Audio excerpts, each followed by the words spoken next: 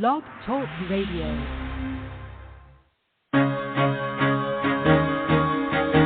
Carol the Coach. Sex, love, and relationships. We talk about it here. Carol the Coach. Compassion with contemporary relevance. I am a psychotherapist. I can be your personal life coach, and I can help you with your issues. There are no problems too small or too big. You can talk about anything. Speaker, columnist, radio TV host, and commentator.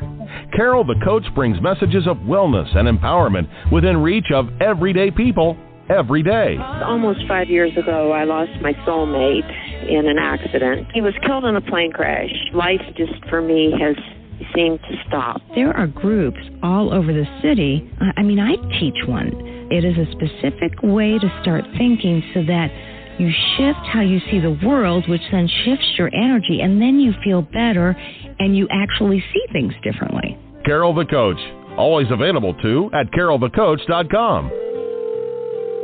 Now, I've got Russell on the line. I'm 47 years old. I'm a truck driver. I am married. I have a wife in San Francisco. Okay. I haven't been home in 6 months. My thing is, I don't know if I have a sex addiction or what the problem is. Why do I want what I can't have? And as soon as I can have it, I don't want it anymore. You're right on target when you say, I don't know if I have a sexual addiction. Well, guess what? Yes, you do. And you know what? That's my specialty, Russell. So you're at the right place. Continue. I meet women online, and I'm in a different part of the country. I travel all 48 states, so I love sex. I hear self-esteem issues. You never felt good enough, and you didn't feel like you were getting what you should have then, and you're reenacting that now. Do you want to change that about yourself? You get what you need. Oh, yeah. Well, that is the million-dollar question. You've heard me say it over and over again. Do you want to change your recovery status? Do you want to pursue recovery and learn how to manage addiction? I know you do, and I know that's why you're listening. And we have sex addicts that listen, we have counselors and coaches that listen, and we have partners that listen. And today is going to be a fascinating show. You know, we were having some technical difficulties, and I didn't think we were going to get on the show, and that has only happened one other time since 2007. But I am so glad they figured it out. And today I'm going to be interviewing Sam Louies, he's an amazing writer, and he is a psychotherapist who's going to be sharing his memoir of addiction and recovery. And it's amazing because in his insightful book, Passport to Shame, From Asian Immigrant to American Addict, we're going to find out how he coped with all the stressors that occurs when you are an immigrant in this country, when you have that cultural prejudice, when you want so much to fit in so many different ways. And so we're just going to get right to it. You know, as a first-generation immigrant in this country, he identified with so much of what you're going to be hearing about today. So I want to welcome Sam Louies to Sex Help with Carol the Coach. Sam, thanks for being so patient. Hi, Carol. Thanks for having me on. Absolutely. You're an incredible writer. You have so much to share. And I thought, you know, you decided to write this book, and I want our listening audience to understand what compelled you to write Passport to Shame, From Asian Immigrant to American Addict. Well, I think it's been a culmination of not only my life, but also some of the experiences that come into the counseling realm, because my practice is in the Seattle area, where it's a pretty diverse, multi-ethnic region. So not only do I get folks who are Asian American, get African Americans, Hispanic, so on and so forth. And then just kind of taking a look at my own life and history, I felt like there was something that could be invaluable to not only help folks who are identify as Asian American, but also those who are helping folks, and when I say helping, that's a very broad term. It could be as formal as a therapist. It could be as loose as a friend and just wants to understand the culture a bit better. Well, makes a lot of sense. Can you share with me a bit about what it means to be first generation versus second or third? I mean, I think that's a whole genre in and of itself. Yeah. So first generation, that's the first generation from the motherland that is here in the United States. So because me, my brothers, my parents, we were all born in Hong Kong, which at the time was under British rule. And we moved to South Seattle when I was fairly young. I was 5. My parents were closer. My dad was closer to 31. My mom was in her late 20s. We were, quote unquote, we are considered the first generation here in the United States. And why that's helpful and important to recognize, at least for me, is because the first generation is really going through so much change and transition. Maybe more so for my parents because they're coming here midstream in terms of making a big midlife change and having to relearn everything, meaning they come from a very Asian or Chinese worldview, and they are now trying to integrate their past worldview with a more Americanized worldview. Whereas second generation, those would be people like my son. He would be second generation. And then when he has children, they would be third generation, which would allow for more integration and acculturation compared to the very first generation in America.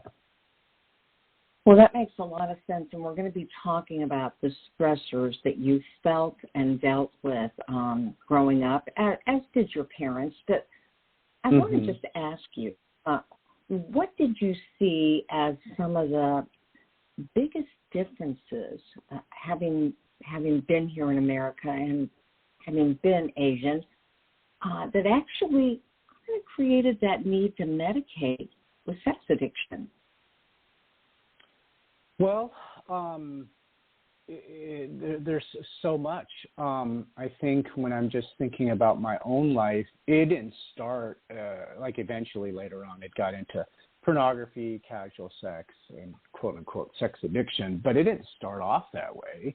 I can remember very young, so our parents spoke what was native to Hong Kong is the Cantonese dialect of Chinese, so they spoke Cantonese, and my desire was to be as Americanized as possible. So even when relatives like my grandmother spoke Cantonese to us, I would always speak back in English, especially when I was in public. So there was already this growing linguistic rift between just the ability to communicate to family members and parents, let alone the cultural challenges. So we have the cultural barrier, and then there's a difference in terms of how we're taught to think. And what I mean by that in America, and Carol, you probably know this, but you know, you and the audience members, when you're in America, what do you think what is being encouraged in public schools? You're asking me. Yeah, like American public schools. What do we encourage kids to do? To assimilate, to conform, to be good students. Oh yeah, that would be more from the ethnic piece. But what about just in terms of thinking? Like, how do we want kids to think? Independently. Yeah. We want them to. So we are trying to encourage kids. Yeah, critical thinking skills, right? Think on your own, have your own thoughts and feelings, be autonomous. So what we call that is more of a Western philosophical or societal way of thinking, which is more of an individualistic mindset. Whereas my parents and their parents and generations before that came from Asian collectivist cultures, which is everything that goes against independence, which is about honoring the family, the group conscience, harmony, collectivism. So there are so many cultural odds. I'm going to school. They're telling you to raise your hand, speak out, have your own opinions, civil disobedience, and everything at home is don't speak out, listen to your elders, listen to what we say. So eventually getting back to your own question in terms of addiction work, I just felt a real, like I was on my own island out in the middle of nowhere emotionally, like what do I do with all these feelings? It didn't help that our parents were busy working. My dad was a cook who worked many long hours at a Chinese restaurant. My mom for many years was working at a different Chinese restaurant as a waitress. So there wasn't a lot of adult supervision. So me and my brothers, we just got involved with what latchkey kids did at the time: video games, music, sports. But I just remember a very young feeling of myself. I remember our parents used to get department store catalogs, and I would just go into look at all the different things and circle, because our parents were also we were fairly poor, so we didn't have a lot of means to buy things. And so I would just get the department store catalogs, and even though we couldn't purchase toys and other electronic video games and gadgets and gizmos that I was interested in, I would kind of circle the description and circle the things that I wanted, knowing I would never get it, but go into like hours and hours of just fantasizing about what I wanted. And that was a way to kind of help self-soothe some of the pain of both the cultural differences, but also the kind of the poverty piece of not having any of these items to play with, let alone the lack of supervision. And eventually it kind of grew. I would go into sports. I would play sports by myself, and just a lot of ways to kind of disassociate. Or I would listen to music with number of CDs on end, hours and hours and hours in my room all by myself, because that was the only way to, I think, for me to survive. That was all. Yeah, that makes a lot. And you were fairly isolated. You didn't feel assimilated at all, right? Yeah, that was the other cultural piece. Is I think in the book, it's supposed to be released late this summer by Central Recovery Press. They also published that New York Times bestseller, My Grandmother's Hands. But I think one of the first lines I have that I remember was like, the first thought I said, I hate myself. That's like one of my first earliest memories, because of being in America and just wanting so desperate to fit in, but couldn't. I wasn't white, like mainstream America that I saw in all the TV shows we watched. I wasn't black, like the environment we grew up in. So it's like, what are we? All I knew is that we were the other. We're the other that's made fun of, that's seen as exotic, that's seen as like this perpetual foreigner that eats the perception is, oh, you guys are eating dogs and snakes and all kinds of weird stuff. Like, oh my gosh.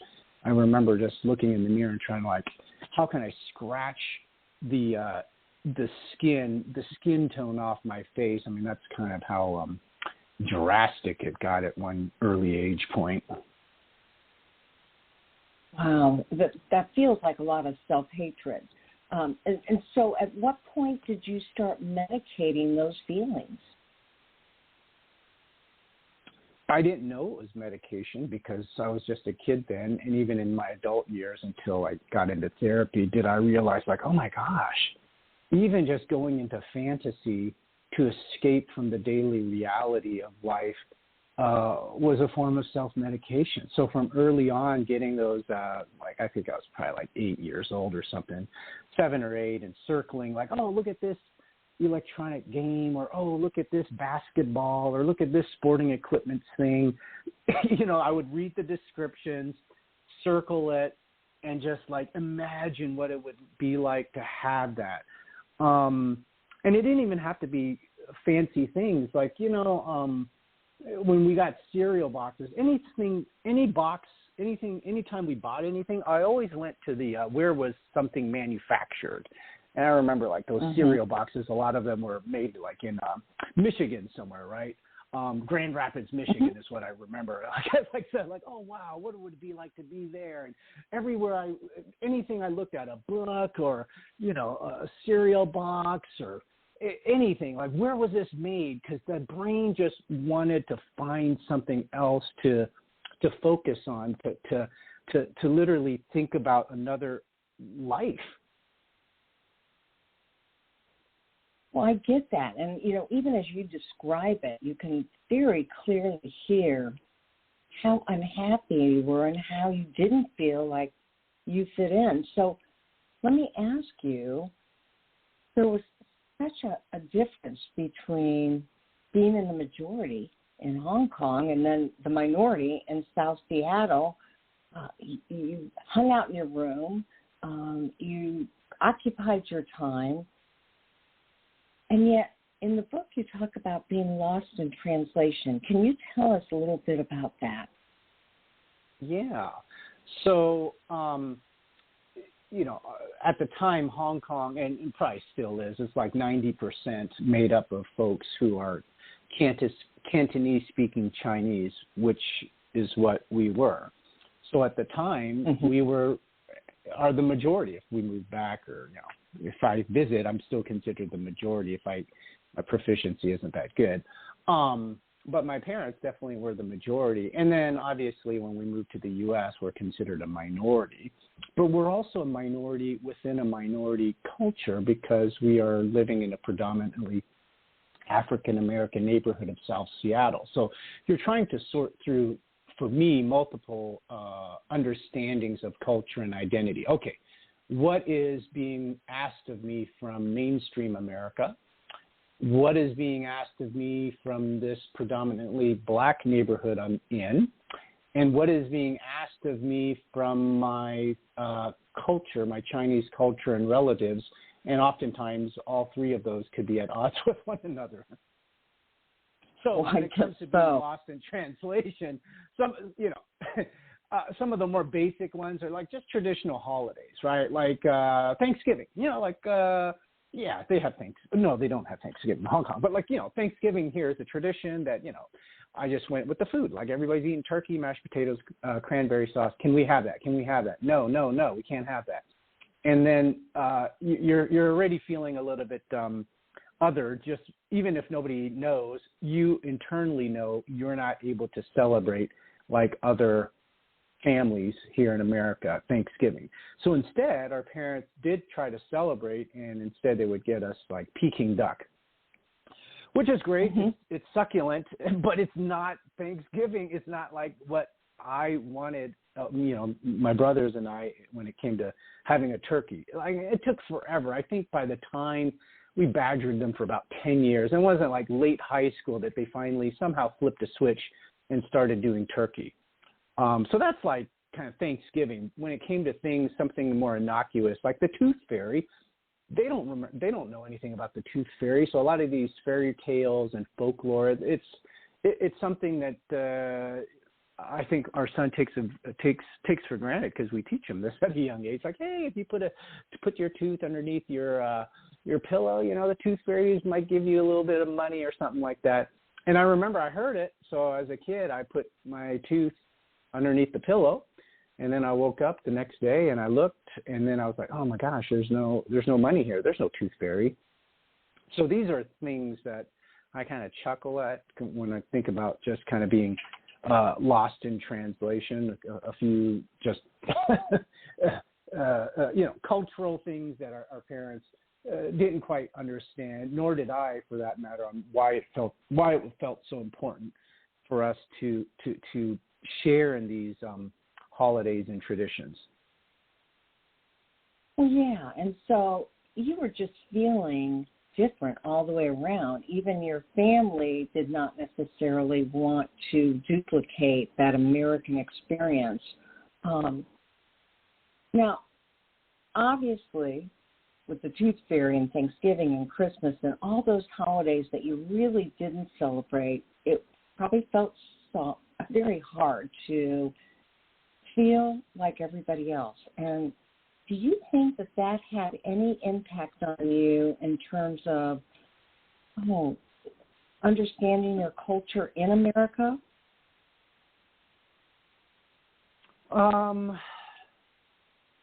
Well, I think I understand my Asian culture in America pretty well. I think it was hard to convince our parents that the American side was important to integrate.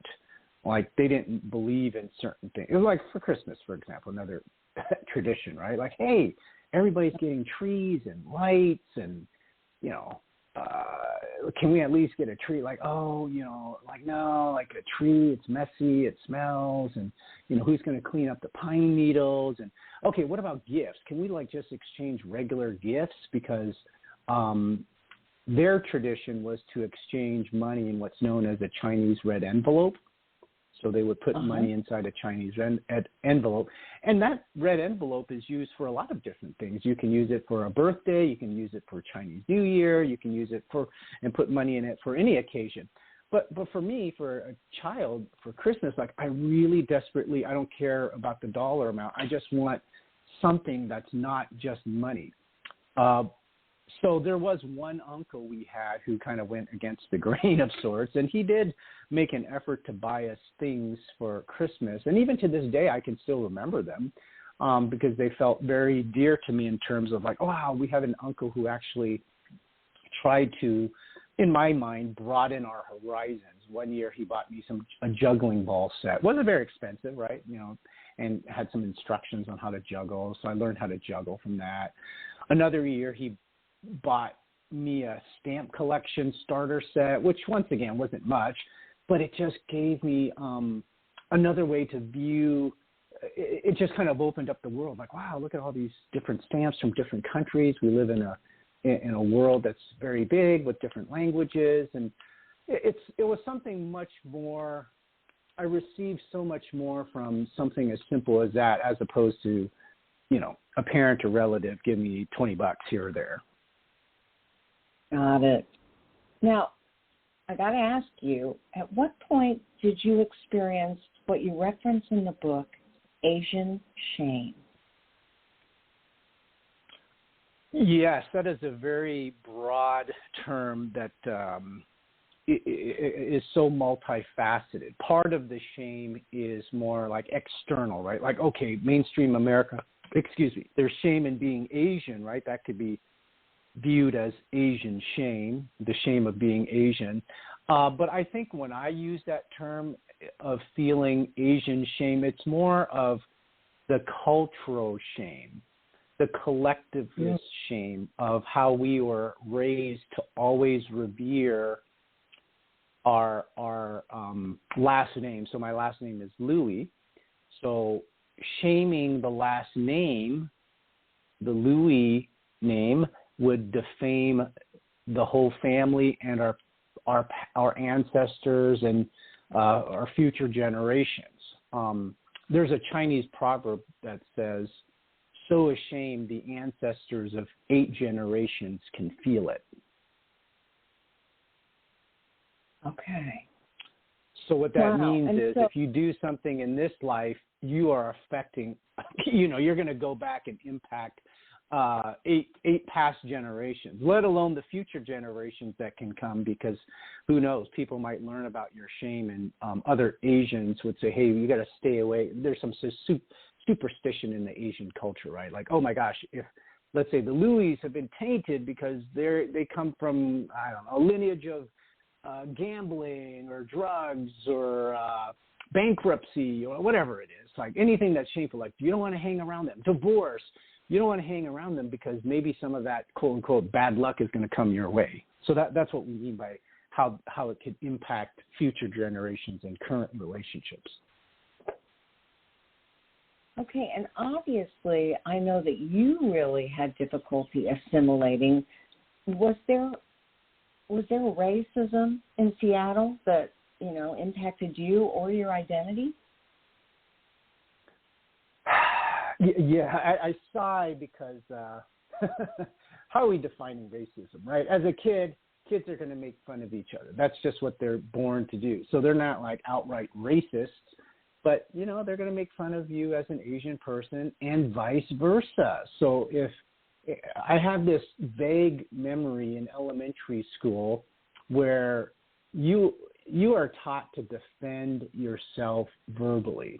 So people are going to come at you. They're going to call you names, whether you're fat, skinny, smart, dumb, whatever. They're going to make fun, nerdy, ethnicity thrown in. So having an ethnic background is just going to make it, it doesn't matter if you're white, black, Asian, all of it is fair game where we grew up. So there were taunts and ridicule regarding being Asian, and you kind of learn to put up a steel wall and reciprocate in kind with your own verbal jabs and barbs at whatever elementary age, school age I was.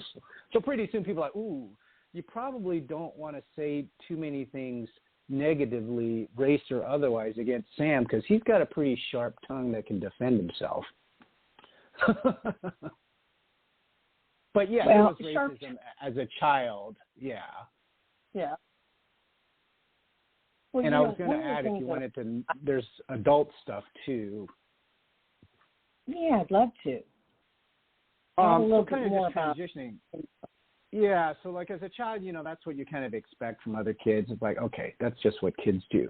You know, as adults, there's more like it's not as overt. It's more like microaggressions. So my first career was in journalism.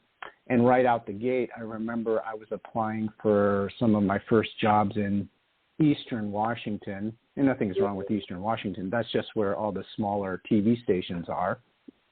So I wanted to go into broadcast journalism as a TV reporter.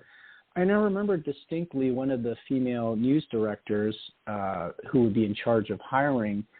I said, hey, I'm here to interview for one of your entry-level reporter positions. And she said, have you ever considered something in import-exports? And I'm like, what is she talking about? I didn't take it as offensive back then because I didn't even understand what that meant. You know, I was a bit naive.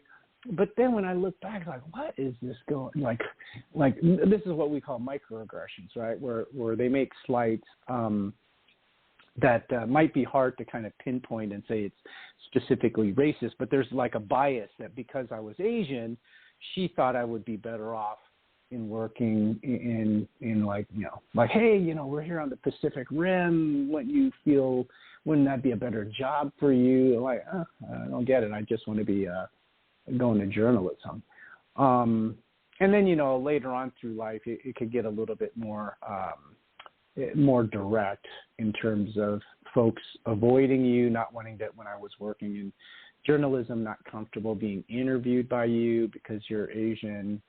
And then let alone me working, I worked a number of years in the Midwest, like in Ohio, and just worrying about being the only Asian person out there and how are people going to feel. So, it all kinds of, it's kind of on a continuum when we talk about racism.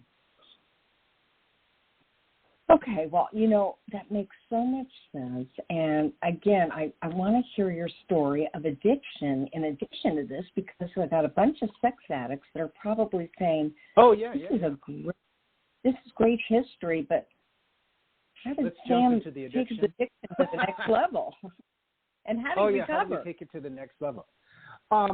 So taking to the next level, once again, with the department store catalogs, once I got bored, not even bored, once I think maybe hit getting closer to puberty, then the lingerie section started becoming a lot more intriguing, right? And I don't remember masturbating to them at that age at the time, but I just remember just being very enamored with women in those, not only in the ads that came with the department store catalogs, but also in real life. I obviously had crushes on teachers.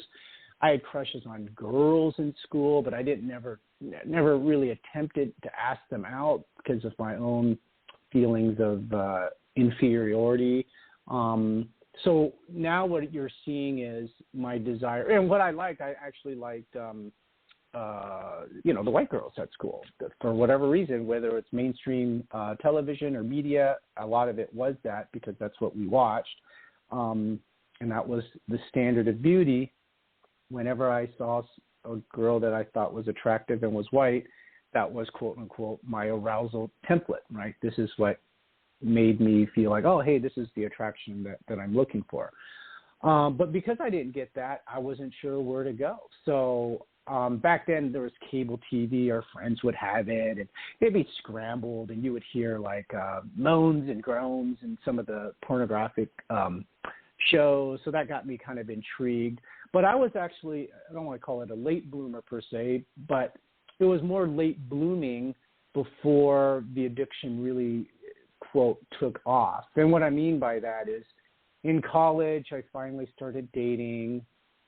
I wouldn't even call it dating. It was very casual relationships of a sexual nature because I was so afraid that, I would always end the relationship after a couple of weeks because I just was, in my mind, I was wary of being found wanting. Like, oh my gosh, if I stick around for too long, this girl that I like is going to, find me inadequate in some way. So, I talked to my therapist about it. I called it my escape pod. Anytime it got too hot, I would just hit the escape pod and, jump out. So that was it. That was a number of just fleeting sexual relationships.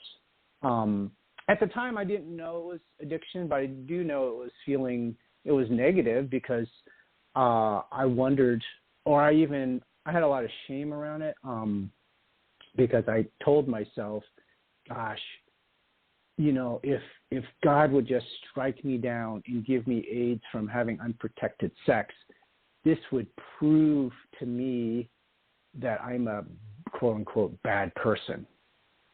Right. It was so, for whatever reason, I had picked up those shame messages early on. God didn't strike me down. And after college, so right around college is probably where the pornography, so whether it was a lot of casual sex and then some masturbation was mixed in. And right around nearing the end of college, I was moving off into the world of journalism. I was in some of these small little cities by myself, very scared, very nervous, didn't know what to make of it. And keep in mind, Carol, I'm the oldest. I'm the first generation here. So even though my grandparents on my dad's side are here, and my aunts and uncles are here, they're already adults. Nobody had been fully educated like I am, and so I'm the tip of the spear for the whole Louis family from 3 generations down. I'm here supposed to lead the family. I'm the oldest of 3 boys, and my dad is the oldest of 7, so I'm the oldest of the oldest. They're not telling me this, but I already can feel it, like, oh my gosh, there's a lot of pressure for me to quote-unquote succeed in however we describe that term. So as I moved into the field of journalism, I just felt this heavy weight and burden that I had to succeed no matter what. And one way to mitigate the fear, well, at the time, I would go to the bookstores. Well, not before even the adult bookstores, we had like normal Blockbuster video stores, and I would go to Blockbuster videos and, kind of gravitate towards the more steamy, B-rated shows, whatever, bad plot lines, had some sexuality in it. Possibly some nudity too, but it was all wrapped up. It was still, part of Blockbuster. Eventually, I was like, you know what, this isn't enough. I'm really petrified of not succeeding. I'm really scared of what this means if I was to return back to Seattle as a unsuccessful journalist. In actuality, I already had an escape plan. We talk about this escape pod. I told myself if I failed my first year in journalism, I would not. I had a brief thought about suicide, but that was too scary for me. I was like, okay, I can't do that. But my escape pod is telling me I would have to go to another city so I can hide and not face the fear of rejection or the shame of having shamed my family and my Asian community in Seattle. So maybe I would start all over in another city like a San Francisco where I could hide myself in that community. But going back to the small city, I'm petrified, so I'm going to now I gravitate towards adult bookstores, and I'm worried that I'm going to get fired. Somebody's going to recognize me as the news reporter on TV. Like, I didn't know what my rights were. Like, oh my gosh, if I'm buying adult magazines, what's going to happen? Bought a bunch of magazines, VHS tapes at the time, and that was used in conjunction with dating when it happened. I feel like I'm rushing because I want to get rushed through it a little bit, but it continues to quote unquote, and I appreciate that because I want to get. I definitely want to get your poem. I want you to be able to read your poem, at least part of it. So So at what age it escalates. Yeah, it's progressive, right? It gets worse. So at what age did you decide, that I am going to get healthy? Well, I wish I could say it was right? A lot of times it's spouse-induced. So I was in Toledo, Ohio. I moved up a couple ranks here and there. Now I'm scared out of my brains because I'm so far away from Seattle, and now this is what we call legitimate television. Well, back then I was considered a one-man band where I'm the videographer, I'm the reporter, and I'm the photographer all rolled into one. So it's a little bit like college-ish material. So it's not the most professional look, right? Once I moved to Ohio, it's like, wow, Toledo even, it's like, wow, I have my own videographer that I'll go out with. All I will have to do is do the news reporting aspect of it. But with that came extreme performance anxiety because we went live every day. That's what television uses, right? You got to go live every day. But I was still such a novice at the craft. I would fumble, make all kinds of mistakes on air, bumbling around, and I would just have this sinking pit in the stomach feeling where I just wanted to curl up in the fetal position. I won't say die, but like just get lost forever. Nobody sees me. So whenever I felt that feeling, which was quite often because I was by myself in Ohio working in a trade that I was not very good at, and whenever I made an on-air blunder, I would remember going back home, and now this is the nascent of online pornography. I would start. I mean, it was easily multiple times a day by then. And it continues to escalate, but I don't know if I should pause for a second. Oh, yeah. How I got help, right? So eventually met a woman. We got engaged, and there was premarital counseling involved through the church that we were attending. And at the time, well, it was a retired psychologist, so he was not very, this was like 20 something years ago, so there was not a lot of understanding in some of those, especially from him. So his advice, I remember it very clearly, like, oh, hey, Sam's just going through a phase, let him just do more of it to basically do more porn. Let's just get it out of the system. And in my head, I'm like, wow, that does not sound right. But I'm going to agree with this psychologist because that's what the addict part of me wants, right? So once again, wife thinks it's just going underground, that Sam's taking care of it by doing more porn and eventually go away. But several years later, it didn't go away. It continued to ramp up. And this is my first wife. She saw me masturbating to porn late one night when I was coming back from when I was off my shift. I was now working in Los Angeles, so to imagine the pressure there. And it just kind of all exploded right there. And that's when I realized, oh my gosh, I think I need help. But it was also punctuating or piercing the shame spiral. If we talk about shame spirals, it was really spiraling out of control at that point. Well, got it. Well, I know that we have to end, and you wrote a very powerful poem, Redefining Your Shame. Can you share just a bit of that with our listening audience as we wrap up the show? Yeah. So I spent so many years talking about it, writing about it, that I really started hating shame, right? Like, oh my gosh, there's this despicable part of me, the shame of addiction, the shame of my culture, the shame of feeling bad, that I hated shame. And a few years back, I started doing more right brain therapeutic exercises. I had done a lot of like group therapy, individual therapy, and still do individual therapy. But as my journey of healing started going more right brained, meaning like just not as logical, well, you know, doing some drawings, doing poetry. It started releasing a lot of different things within, and so one of it was this approach that is, I didn't realize until I read it years later, termed under internal family systems, that you have to dialogue with these parts of yourself and that there are no bad parts.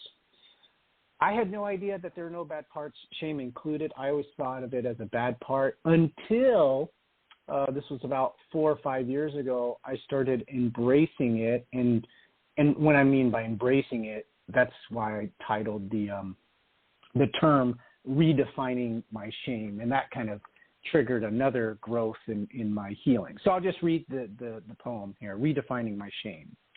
I used to hate my shame, run away from it, hide from it, ignore it, deny it, pretend it's not there. Now, like a parent to a child, I embrace it. No more shame in naming it, sharing it, using it to my advantage, helping others heal. Where I once whimpered, I now boldly proclaim it. Where I once drowned in it, I've now harnessed it. Like a mule, use it as a tool, redefined it. No longer a soul crusher.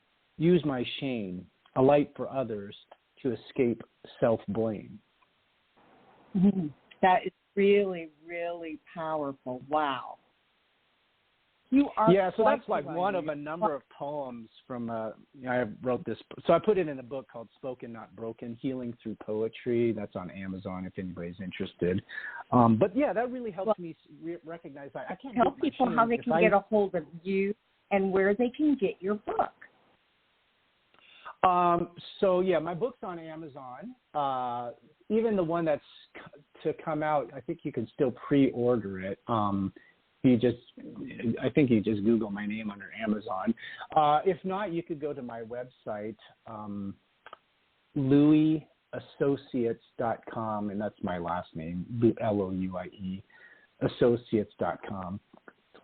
Folks can contact me or reach out to me. There's some links there as well. But yeah, I feel like this has kind of been a long journey. It's been a 20-plus year journey of healing and once again, rediscovery. So if there's one thing I want to tell listeners is that, you know, the journey of healing and recovery is never complete. I'm always trying to find ways to better myself, to learn and grow. And, you know, I'm inspiration, Lou. Yeah. Cut you off. I've got a hard stop. Thank you so much for sharing so much about yourself.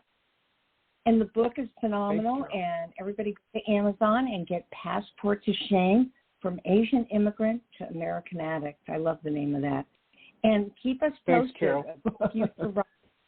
You're welcome. Yes, I Make will. it a good Appreciate day. it. Okay, bye-bye. Bye. All right. Well, we've got that hard. So as I say to you all, to only be one of you at all times, fearlessly have the courage to be yourself. Talk to you later.